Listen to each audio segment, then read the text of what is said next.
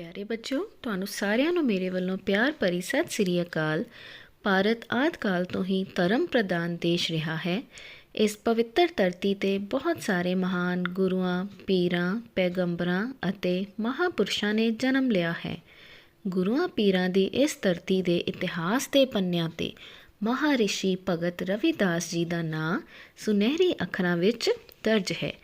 ਰਵਿਦਾਸ ਜੀ ਦਾ ਜਨਮ 14ਵੀਂ ਸ਼ਤਾਬਦੀ ਦੇ ਆਖਰੀ ਦਸ਼ਕ ਵਿੱਚ ਵਾਰਾਣਸੀ ਦੇ ਨੇੜੇ ਸਰ ਗੋਬਰਧਨਪੁਰ ਪਿੰਡ ਵਿੱਚ ਹੋਇਆ ਸੀ, ਜੋ ਅੱਜ ਕੱਲ੍ਹ ਉੱਤਰ ਪ੍ਰਦੇਸ਼ ਭਾਰਤ ਵਿੱਚ ਹੈ। ਉਹਨਾਂ ਦੀ ਮਾਤਾ ਜੀ ਦਾ ਨਾਂ ਕਲਸੀ ਸੀ ਅਤੇ ਪਿਤਾ ਦਾ ਨਾਂ ਸੰਤੋਖ ਦਾਸ ਸੀ। ਸ੍ਰੀ ਗੁਰੂ ਗ੍ਰੰਥ ਸਾਹਿਬ ਵਜੋਂ ਜਾਣੇ ਜਾਂਦੇ ਸਿੱਖ ਗ੍ਰੰਥ ਵਿੱਚ ਭਗਤ ਰਵਿਦਾਸ ਜੀ ਦੀ ਭਗਤੀ ਵਾਲੀ ਬਾਣੀ ਸ਼ਾਮਲ ਕੀਤੀ ਗਈ ਸੀ। ਭਗਤ ਰਵਿਦਾਸ ਜੀ ਦੇ 40 ਸ਼ਬਦ 16 ਰਾਗਾਂ ਹੇਠ ਗੁਰੂ ਗ੍ਰੰਥ ਸਾਹਿਬ ਵਿੱਚ ਦਰਜ ਹਨ। ਇਸ ਤੋਂ ਇਲਾਵਾ ਵੀ ਉਹਨਾਂ ਦੀ ਕਾਫੀ ਰਚਨਾ ਮਿਲਦੀ ਹੈ। ਉਹਨਾਂ ਦੀ ਰਚਨਾ ਰੱਬ ਅਤੇ ਕੁਦਰਤ ਨਾਲ ਪ੍ਰੇਮ ਦਾ ਸੁਨੇਹਾ ਦਿੰਦੀ ਹੋਈ ਮਨੁੱਖ ਦੀ ਭਲਾਈ 'ਤੇ ਜ਼ੋਰ ਦਿੰਦੀ ਹੈ।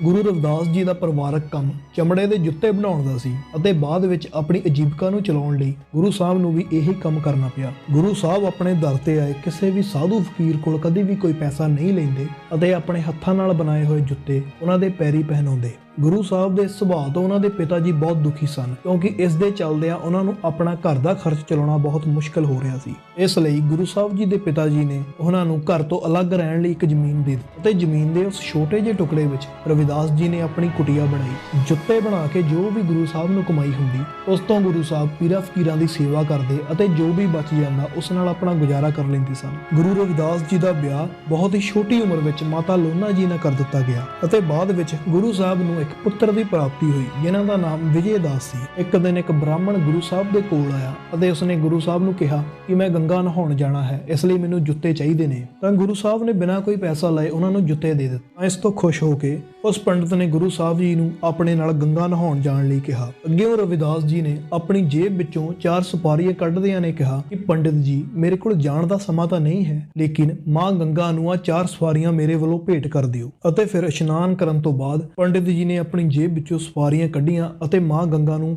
ਚੜਾਉਂਦੇ ਹੋਏ ਕਿਹਾ ਕਿ ਮਾਂ ਗੰਗਾ, ਆਹ ਸੁਪਾਰੀਆਂ ਰਵਿਦਾਸ ਨੇ ਤੇਰੇ ਲਈ ਭੇਜੀਆਂ ਨੇ। ਅਤੇ ਫਿਰ ਮਾਂ ਗੰਗਾ ਜੀ ਖੁਦ ਪ੍ਰਗਟ ਹੋਏ ਅਤੇ 4 ਸੁਪਾਰੀਆਂ ਲੈ ਲਈਆਂ ਅਤੇ ਉਹਨਾਂ ਬਦਲੇ ਇੱਕ ਸੋਨੇ ਦਾ ਕੰਗਣ ਪੰਡਿਤ ਜੀ ਦੇ ਹੱਥ ਤੇ ਰੱਖਿਆ ਅਤੇ ਰਵਿਦਾਸ ਜੀ ਨੂੰ ਦੇਣ ਨੂੰ ਕਿਹਾ। ਲੇਕਿਨ ਸੋਨਾ ਦੇਖ ਕੇ ਪੰਡਿਤ ਦੇ ਮਨ ਵਿੱਚ ਲਾਲਚ ਆ ਗਿਆ ਅਤੇ ਉਹ ਕੰਗਣ ਰਵਿਦਾਸ ਜੀ ਨੂੰ ਨਾ ਦਿੰਦੇ ਹੋਏ ਉਸਨੇ ਜਾ ਕੇ ਆਪਣੀ ਘਰਵਾਲੀ ਨੂੰ ਦੇ ਦਿੱਤਾ। ਪੰਡਤ ਦੀ ਘਰਵਾਲੀ ਉਸ ਕੰਗਣ ਨੂੰ ਵੇਚਣ ਲਈ ਜਦ ਸੁਨਿਆਰ ਕੋਲ ਗਈ ਤਾਂ ਉਹ ਸੁਨਿਆਰੇ ਨੇ ਉਹ ਕੰਗਣ ਰਾਜੇ ਨੂੰ ਦਿਖਾਇਆ ਅਤੇ ਉਹ ਕੰਗਣ ਜਦੋਂ ਰਾਣੀ ਨੇ ਦੇਖਿਆ ਤਾਂ ਉਹ ਬਹੁਤ ਖੁਸ਼ ਹੋਈ ਅਤੇ ਉਸਨੇ ਦੂਸਰੇ ਕੰਗਣ ਦੀ ਮੰਗ ਕੀਤੀ। ਉਸ ਦੂਸਰੇ ਕੰਗਣ ਲਈ ਰਾਜੇ ਨੇ ਦਰਬਾਰ ਵਿੱਚ ਪੰਡਤ ਨੂੰ ਬੁਲਾਇਆ ਅਤੇ ਉਸ ਨੂੰ ਦੂਸਰਾ ਕੰਗਣ ਲਿਆਉਣ ਨੂੰ ਕਿਹਾ। ਇਹ ਸੁਣ ਕੇ ਉਹ ਪੰਡਤ ਬਹੁਤ ਜ਼ਿਆਦਾ ਘਬਰਾ ਗਿਆ ਅਤੇ ਘਬਰਾਹਟ ਵਿੱਚ ਸਿੱਧਾ ਹੀ ਰਵਿਦਾਸ ਜੀ ਮਹਾਰਾਜ ਕੋਲ ਗਿਆ ਅਤੇ ਸਾਰੀ ਗੱਲ ਉਹਨਾਂ ਨੂੰ ਦੱਸੀ। ਫਿਰ ਗੁਰੂ ਰਵਿਦਾਸ ਜੀ ਨੇ ਆਪਣੀ ਕਟੌਤੀ ਚੱਕੀ। ਕਟੌਤੀ ਉਹ ਪੱਥਰ ਦਾ ਭਾਂਡਾ ਹੁੰਦਾ ਹੈ ਜਿਸ ਵਿੱਚ ਜਲ ਭਰਿਆ ਜਾਂਦਾ ਹੈ ਅਤੇ ਗੁਰੂ ਸਾਹਿਬ ਕਟੌਤੀ ਦਾ ਇਸਤੇਮਾਲ ਚਮੜੇ ਨੂੰ ਧੋਣ ਲਈ ਕਰਦੇ ਸੀ। ਉਸ ਵਿੱਚ ਗੁਰੂ ਸਾਹਿਬ ਨੇ ਜਲ ਭਰਿਆ ਅਤੇ ਮਾਂ ਗੰਗਾ ਨੂੰ ਯਾਦ ਕੀਤਾ ਤਾਂ ਮਾਂ ਗੰਗਾ ਉਸ ਕਟੌਤੀ ਵਿੱਚ ਹੀ ਪ੍ਰਗਟ ਹੋ ਗਏ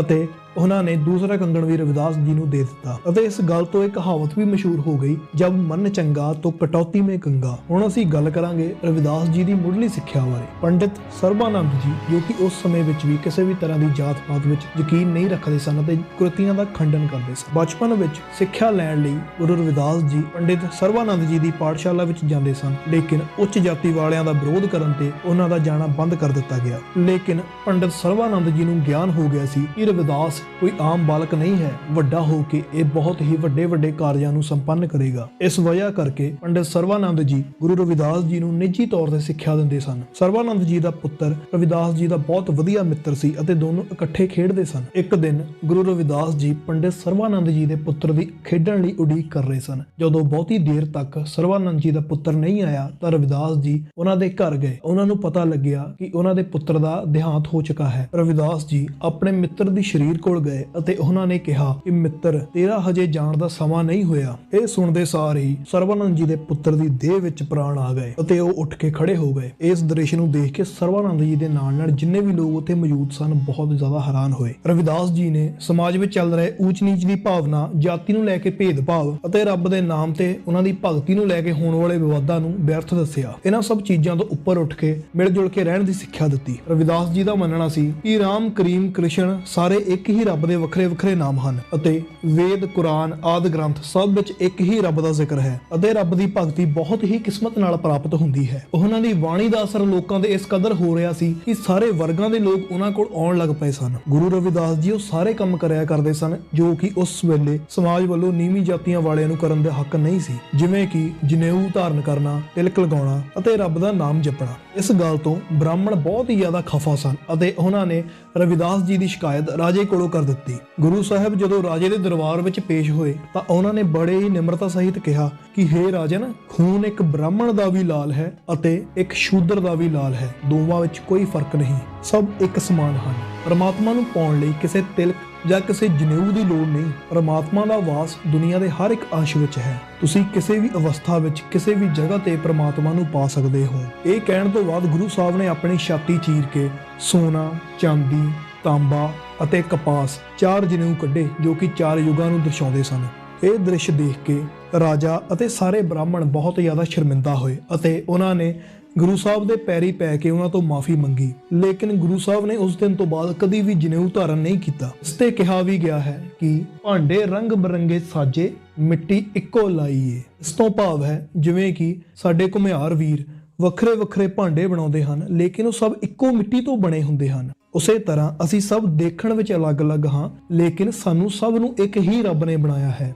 ਹੁਣ ਅਸੀਂ ਤੁਹਾਡੇ ਨਾਲ ਗੱਲ ਕਰਾਂਗੇ ਚਿੱਤੌੜ ਦੀ ਰਾਣੀ ਝਾਲੀ ਦੀ, ਜਿਨ੍ਹਾਂ ਨੂੰ ਬਾਅਦ ਵਿੱਚ ਮੀਰਾ ਬਾਈ ਦੇ ਨਾਮ ਨਾਲ ਵੀ ਜਾਣਿਆ ਗਿਆ। ਰਾਣੀ ਝਾਲੀ ਦਾ ਮਨ ਬਹੁਤ ਅਸ਼ਾਂਤ ਰਹਿੰਦਾ ਸੀ। ਇੱਕ ਦਿਨ ਰਾਣੀ ਝਾਲੀ ਰਵਿਦਾਸ ਜੀ ਦੇ ਸਤਸੰਗ ਵਿੱਚ ਗਈ ਅਤੇ ਉਹ ਰਵਿਦਾਸ ਜੀ ਦੇ ਬੋਲਾਂ ਤੋਂ ਇੰਨੀ ਜ਼ਿਆਦਾ ਪ੍ਰਭਾਵਿਤ ਹੋਈ ਕਿ ਉਸਨੇ ਰਵਿਦਾਸ ਜੀ ਨੂੰ ਆਪਣਾ ਗੁਰੂ ਧਾਰ ਲਿਆ। ਜਦੋਂ ਇਸ ਗੱਲ ਦਾ ਪਤਾ ਉਸ ਰਾਜ ਦੇ ਬ੍ਰਾਹਮਣਾਂ ਨੂੰ ਲੱਗਾ ਤਾਂ ਉਹ ਬਹੁਤ ਹੀ ਜ਼ਿਆਦਾ ਗੁੱਸਾ ਹੋਏ।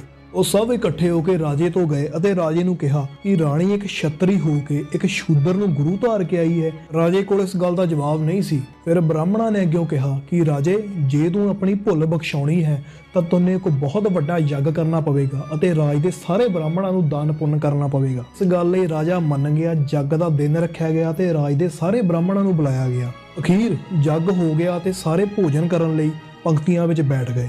ਲੇਕਿਨ ਰਾਣੀ ਨੇ ਇਹ ਕਿਸੇ ਨੂੰ ਨਹੀਂ ਸੀ ਦੱਸਿਆ ਕਿ ਗੁਰੂ ਰਵਿਦਾਸ ਜੀ ਨੂੰ ਵੀ ਇਸ ਜੱਗ ਵਿੱਚ ਬੁਲਾਇਆ ਗਿਆ ਹੈ। ਜਦੋਂ ਰਵਿਦਾਸ ਜੀ ਆ ਕੇ ਪੰਕਤੀ ਵਿੱਚ ਬੈਠ ਗਏ ਤਾਂ ਸਾਰੇ ਬ੍ਰਾਹਮਣ ਉੱਥੇ ਹੀ ਰੁਕ ਗਏ ਅਤੇ ਉਹਨਾਂ ਨੇ ਰਵਿਦਾਸ ਜੀ ਦਾ ਵਿਰੋਧ ਕੀਤਾ ਅਤੇ ਕਿਹਾ ਕਿ ਅਸੀਂ ਇੱਕ ਸ਼ੂਦਰ ਨਾਲ ਬੈਠ ਕੇ ਭੋਜਨ ਨਹੀਂ ਛਕ ਸਕਦੇ, ਸਾਡਾ ਧਰਮ ਭ੍ਰਸ਼ਟ ਹੋ ਜਾਵੇਗਾ। ਗੁਰੂ ਰਵਿਦਾਸ ਜੀ ਬਹੁਤ ਹੀ ਜ਼ਿਆਦਾ ਨਿਮਰ ਸਨ। ਇਹ ਸਭ ਸੁਣ ਕੇ ਗੁਰੂ ਸਾਹਿਬ ਖੁਦ ਹੀ ਉੱਥੋਂ ਉੱਠ ਗਏ ਅਤੇ ਫਿਰ ਰਾਣੀ ਝਾਲੀ ਨੇ ਰਵਿਦਾਸ ਜੀ ਨੂੰ ਮਹਿਲ ਦੇ ਅੰਦਰ ਜਾਣ ਦੀ ਬੇਨਤੀ ਕੀਤੀ। ਜਦੋਂ ਹੀ ਰਵਿਦਾਸ ਜੀ ਮਹਿਲ ਦੇ ਅੰਦਰ ਗਏ ਤਾਂ ਬਾਹਰੋਂ ਬਹੁਤ ਜ਼ਿਆਦਾ ਰੌਲੇ ਰੱਪੇ ਦੀਆਂ ਆਵਾਜ਼ਾਂ ਆਉਣ ਲੱਗ ਪਈਆਂ।